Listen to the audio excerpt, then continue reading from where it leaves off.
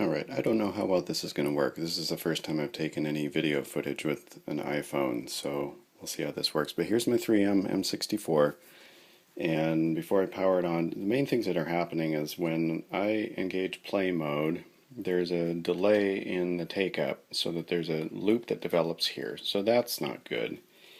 And then I'm having issues where either the tape is dropping down below the take-up pinch roller or dropping below the supply side pinch roller and then getting kind of pulled down in the guides. So I don't know if that means that there's just not enough tension all around or what's happening, but I'm just not quite sure where to start. I do have the M56 manual. I didn't know if that was a safe document to reference for transport setup on an M64.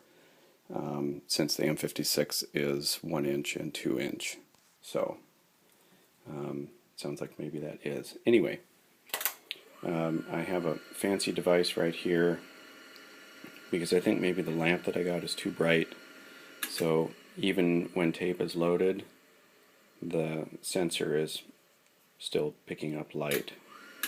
So I pulled that lens out and I have this fancy thing in here to make sure that it knows tape is loaded. So I'm just going to press play and then we can watch what happens.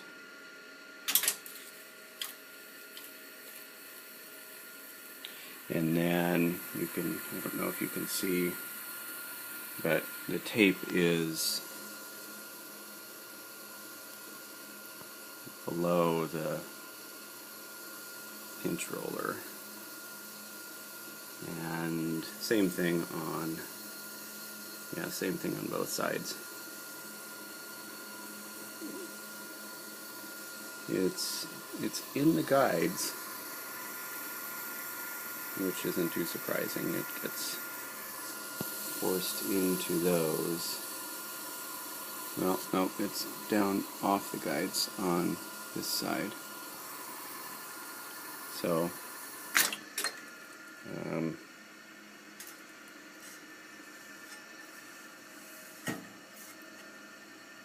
so we'll do that again.